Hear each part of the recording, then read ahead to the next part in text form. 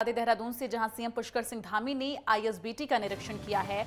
ISBT bus station पहुंचकर व्यवस्थाओं का जायजा लिया है। सफाई समेत कई व्यवस्थाओं को लेकर अल्टीमेटम भी दिया है सीएम धामी ने और एक हफ्ते में व्यवस्थाओं को दुरुस्त करने के लिए अल्टीमेटम दिया गया है। व्यवस्था दुरुस्त नहीं होने पर संबंधित अधिकारी पर कार्रवाई की जाएगी। ये जानकारी आपको दे रहे हैं जहां आज आईएसबीटी बस स्टेशन पर सीएम धामी पहुंचे। तस्वीरें भी आपको दिखा रहे हैं किस तरह से निरीक्षण करते हुए नजर आ रहे हैं और इसके साथ ही जो साफ सफाई को लेकर व्यवस्थाएं दुरुस्त नहीं थी वहां पर सीएम धामी ने अधिकारियों को अल्टीमेटम दिए हैं और एक हफ्ते के अंदर इन व्यवस्थाओं को दुरुस्त करने के लिए आदेश दिया गया है। अगर व्यवस्थाएं दुरुस्त नहीं पाई गई तो संबंधित अधिकारियों के खिलाफ कार्रवाई की जाएगी। ये बड़ी जानकारी देहरादून से आपको दे रहे हैं जहां सीएम पुष्कर सिंह धामी ने आईएसबीटी का निरीक्षण किया है और तस्वीरें भी आपको दिखा रहे हैं जब CM Dhami ISBT bus station पहुंचे हुए थे और एक एक कर तमाम जगहों पर पहुंचकर जो व्यवस्थाएं हैं साफ सफाई की व्यवस्थाओं का जायजा लिया है और जो खामियां मिली हैं उनको जल्द से जल्द दुरुस्त करने के लिए निर्देश दिया गया है और अगर ये व्यवस्थाएं सुचारू नहीं हुई तो संबंधित अधिकारियों के खिलाफ कार्रवाई की जाएगी। मैंने जो जरूरी दिशा निर्देश हैं वो दिए हैं जो कमियां हैं मैंने अधिकारियों को बता दी है। सफाई से लेकर जिस प्रकार की भी जो व्यवस्था है, यहाँ पर बैठने की व्यवस्था है, पानी पीने की व्यवस्था है, शौचालय की व्यवस्था है, सभी को वो एक हफ्ते के अंदर सारी दुरुस्त कर लें। अन्यथा जो भी जरूरी कार्रवाई होगी कार्रवाई भी की जाएगी।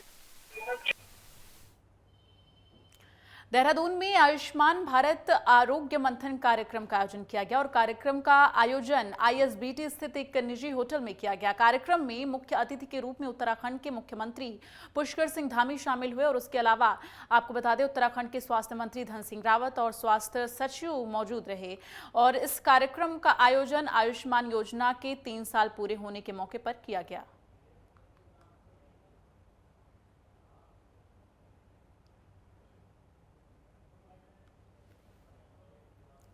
नरेंद्र मोदी जी के नेतृत्व में आयुष्मान भारत योजना लाई गई और इस योजना का लाभ समाज के अंतिम छोर में खड़े हुए व्यक्ति, गरीब व्यक्ति को, ऐसा व्यक्ति जो अपना इलाज करवाने में सक्षम नहीं है, जिसके पास इतने साधन नहीं है, संसाधन नहीं है, उन सभी को लाभ पहुंचाने का काम इस योजना से हो रहा है।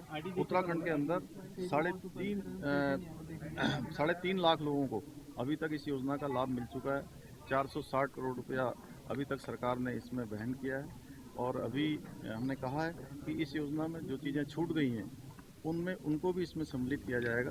देखिए, आज हम लोगों ने आरोग्य मंथन के नाम से एक कार्यक्रम आयोजन किया है जिसमें कि आयुष्मान भारत के जितने लाभार्थी हैं उनसे भी गेट टुगेदर कार्यक्रम रखा है और मुझे बड़ी खुशी है कि अभी तक लगभग 3.5 लाख लोग इस योजना से लाभ ले चुके हैं और लगभग 450 करोड़ रुपए अभी तक हमने इस योजना में लाभार्थियों पे खर्च किया है कि जिनका इलाज हुआ है और ये उत्तराखंड के इतिहास में एक सबसे बड़ी योजना है जो कि हर आदमी को, हर परिवार को हम 5 लाख तक का इलाज फ्री।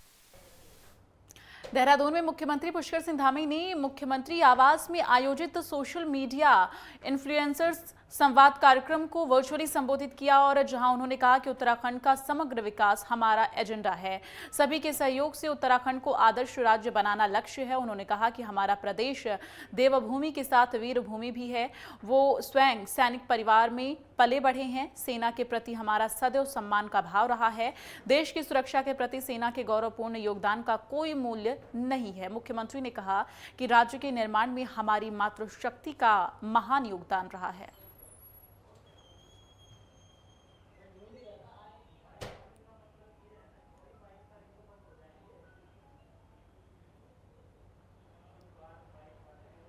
वहीं स्वास्थ्य मंत्री डॉक्टर धन सिंह रावत ने केंद्रीय स्वास्थ्य मंत्री मनसुख मंडाविया से मुलाकात की और इस दौरान उन्होंने कुमाऊं मंडल के लिए एम्स खोलने की मांग रखी है। उन्होंने प्रदेश की स्वास्थ्य व्यवस्थाओं और आगामी योजनाओं पर विचार विमर्श किया। स्वास्थ्य मंत्री धन सिंह रावत ने केंद्रीय स्वास्थ्य मंत्री मनसुख मंडाविया से कहा है कि केंद्र सरकार ने ऋषिकेश एम्स स्थापित किया है। इसमें गढ़वाल क्षेत्र के लोगों में बेहतर इलाज की सुविधा मिल रही है और इसी तर्ज पर कुमाऊं मंडल में भी एम्स संस्थान खोला जाए।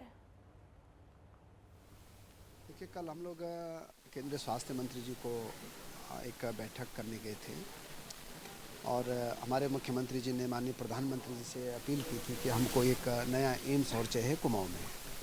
तो कल हमने विधिवत जो है केंद्रीय स्वास्थ्य मंत्री जी से उसकी बात की कि कैसे कहाँ बनेगा, कितने लोगों को लाभ मिलेगा, हमारे पर्वतीय क्षेत्र के लिए क्यों जरूरी है, हम सामरिक दृष्टि से क्यों महत्व है इसका।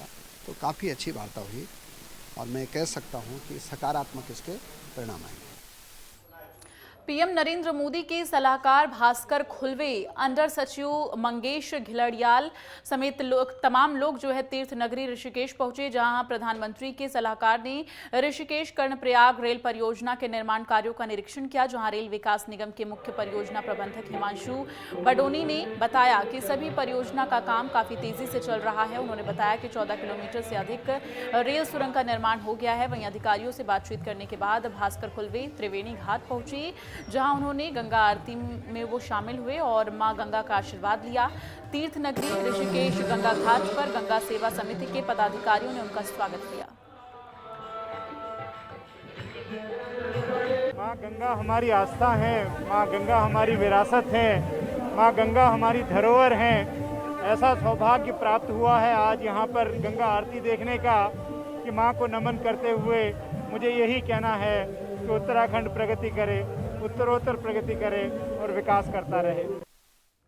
आज़ादी की 75वीं वर्षगांठ को देश भर में आज़ादी के अमृत महोत्सव के रूप में मनाया जा रहा है और इसी अमृत महोत्सव के अंतर्गत गुरुवार को थराली विधायक मुन्नी देवी शाह ने सशस्त्र सीमा बल प्रशिक्षण केंद्र ग्वालदम से हरी झंडी दिखाकर एसएसबी जवानों की साइकिल रैली को नई दिल्ली के लिए रवाना किया। साइकिल रैली में एसएसबी प्रशिक्षण केंद्र ग्वालदम और सीटीसी श्रीनगर के कुल 17 जवानों का एक दल रवाना किया गया, जिसका नेतृत्व ग्रुप लीडर सुबोध चंदोला कर रहे हैं। रैली ग्वालदम से कौसानी, अल्मोड़ा और भवाली काठगोदाम होते हुए 2 अक्टूबर को दिल्ली के राजघाट पहुंचेगी। एसएसबी की 10 साइकिल रैली है, जिसमें से एक हमारी साइकिल रैली जो ग्वालदम से शुरू हुई है और राजघाट पे 2 तारीख को इसका समापन होगा। इसमें जो है हमारा TISW स्कूल ग्वालदम और CTC श्रीनगर के जो सदस्य हैं पार्टिसिपेट कर रहे हैं। 10 ग्वालदम के लड़के हैं और प्लस 7 लड़के हमारे जो है CTC श्रीनगर के हैं, जो DIG SR गुप्ता सर उनके टीम वहाँ से टीम आई हुई है और ये दोनों टीमें यहाँ से निकलेंगी साथ साथ, दोनों जो कंबाइंड एक टीम है और ये यहाँ से भवाली होते हुए पहले आज इनका हॉल्ट भवाली होगा, उसके बाद अल्मोड़ा के बाद पहले इनका ये कौसानी के बाद अल्मोड़ा के बाद फिर ये भवाली और फिर उसके बाद काठगोदाम ऑनवर्ड ये 2 तारीख को वहाँ पे राजघाट में इनका समापन होगा।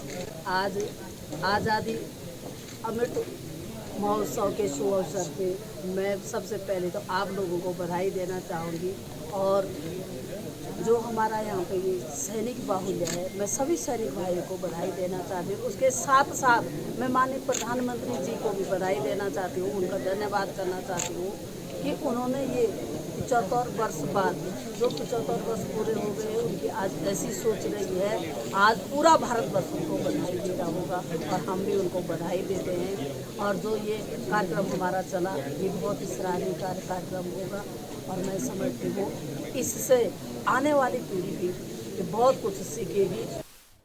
वहीं हरिद्वार के रानीपुर मोड़ स्थित देवभूमि अस्पताल में देर रात कुछ लोगों ने अस्पताल के डॉक्टर और स्टाफ के साथ जमकर मारपीट की और इतना ही नहीं, एम्बुलेंस चालक के साथ भी मारपीट करने का मामला सामने आया। मारपीट की ये सारी घटना अस्पताल में लगे CCTV कैमरे में कैद हो गई। अस्पताल की सूचना पर पहुंची पुलिस ने मामले को शांत कराया, जिसके बाद परिजन अपने मरीज को अन्य अस्पताल लेकर गए।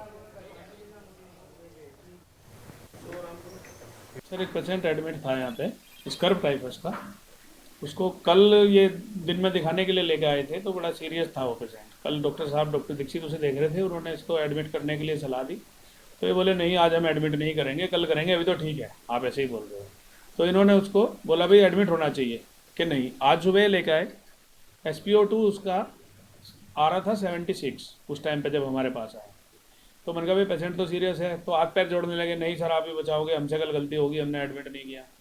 आज उसको एडमिट किया तो इनके साइन भी करा लिए गए, उस पर ये साइन भी है इनके कि भाई आपका मरीज़ बहुत सीरियस है। ये साइन है इनके सारे, वो करा के यहाँ पे इसके पति के साइन है। वहीं रुड़की के सिविल अस्पताल में कोरोना काल के चलते आंखों की परेशानी को लेकर ऑनलाइन पढ़ाई करने वाले बच्चों की संख्या बढ़ने लगी है। आपको बता दें कि कोरोना काल को लेकर पिछले करीब 1.5 साल से बच्चे ऑनलाइन पढ़ाई कर रहे हैं, जिसका असर अब उनकी आंखों पर दिखाई देने लगा है। कोरोना काल के चलते बच्चे ज़्यादातर समय मोबाइल फ़ोन और लैपटॉप पर ही बिता रहे हैं, जिसकी वजह से उन्हें अन्य दिक्कतों के साथ आंखों में भी परेशानियां होनी शुरू हो गई हैं। डॉक्टर के मुताबिक आंखों के मरीजों में ज़्यादा तादाद बच्चों की है। अस्पताल के डॉक्टर भी मानते हैं कि ऑनलाइन पढ़ाई का असर बच्चों की आंखों पर पड़ रहा है। वो मेरी एक बेटी है 11th क्लास में है अभी, और उसको समझो 3-4 नंबर का चश्मा चढ़ चुका है ऑलरेडी। और जैसे कि मेरा बेटा छोटी क्लास में है, फर्स्ट क्लास में है, अभी ABN स्कूल में पढ़ता है रुड़की, तो 1-1.5 घंटे की क्लास चलती है। तो इस पर तो हम फिलहाल कंट्रोल कर रहे हैं, लेकिन बच्चों का स्वभाव में बहुत फ़र्क पड़ गया है। चिड़चिड़े हो गए हैं बच्चे और बहुत एग्रेशन दिखाते हैं।